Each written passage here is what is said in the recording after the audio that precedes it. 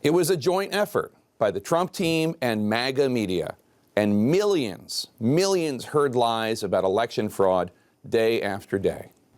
Have you ever considered what these people think of you for voting the way that you did, for daring to be insolent and disobedient? How would they punish you if they ever got the chance? Ever think of that?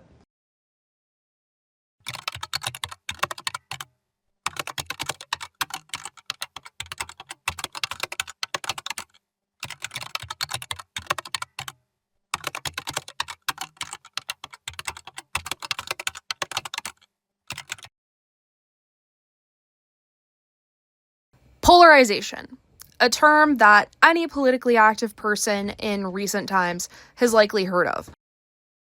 The analogies are plentiful. Rival football teams facing off, Kendrick Lamar versus Drake, tribal loyalty, us versus them. Political science scholars widely recognize two main causes for this: ideological and social alignments. For many, party ID has a lot to do with social sorting. It's a psychological phenomenon. Where you fall on the party identification spectrum likely stems from your childhood or even your personality. As such, partisanship can become just as deeply ingrained into your identity as much as any other part of it. A Gallup poll measuring public opinion from 2001 to 2025 measured Republicans and Democrats' views on whether they found immigration to be good for the country. The results were interesting. 91% of Democrats and 64% of Republicans said yes. A considerable gap, but not nearly as big as the gap we see in the voting booth. In 2020, 95% of Republicans voted for their party's nominee, Donald Trump. We can also see how partisanship can affect opinion formation and eventually cause polarization. Political scientist John Zollard's theory of public opinion poses that people need explicit cues from their partisan elites or opinion leaders to form their own opinions. To put this into perspective, as Republican opinion towards free trade has soured in recent years, Democrat support has only gone up. So, if partisans are more likely to vote in line with their preferred party and their quote-unquote opinion leaders, where is that division really being sown?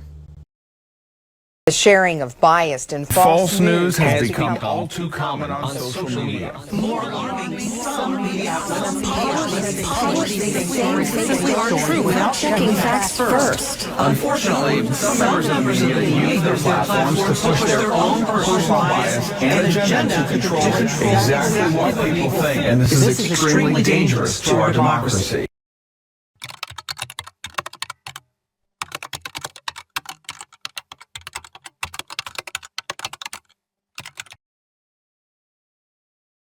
Polarization is a multifaceted issue. Many different factors contribute to it. Though in the wake of President Trump's war on fake news, the partisan media quickly comes to mind. Majorities from both parties say that the other can't agree on basic facts.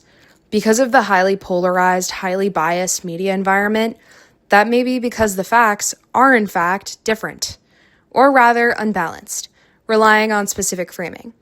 In partisan media, stories are framed, spun, slanted, so that certain political agendas are advanced. Think of how Fox and CNN handled election fraud claims after the 2020 cycle. Partisan media creates echo chambers, a constant back and forth reinforcing the same beliefs. This attracts a mostly small subset of viewership that is set in their political alignment. Tuning into the echo chamber, they go further and further down the partisan pipe, further widening the gap of polarization.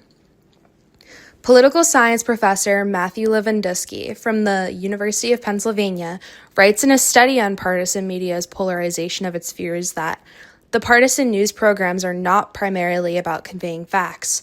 They are about helping people make sense of the world given particular predispositions. In the same study, circling back to partisanship and polarization as a psychological phenomenon, Lewandowski says that humans have two broad classes of goals: the desire to reach the correct and preferred conclusion. In other words, the conclusion that reinforces our beliefs. Beliefs are personal, emotionally tied. Partisan media works and exacerbates polarization by tapping into that human instinct, creating titanium walls around the echo chamber. The other side becomes villainous. A poll from the Skeptic Research Center finds that 1 in 5 Americans would end a relationship with a friend or family member over disagreements. After all, it's us versus them. I hate my opponent, and I don't want the best for them. I'm sorry.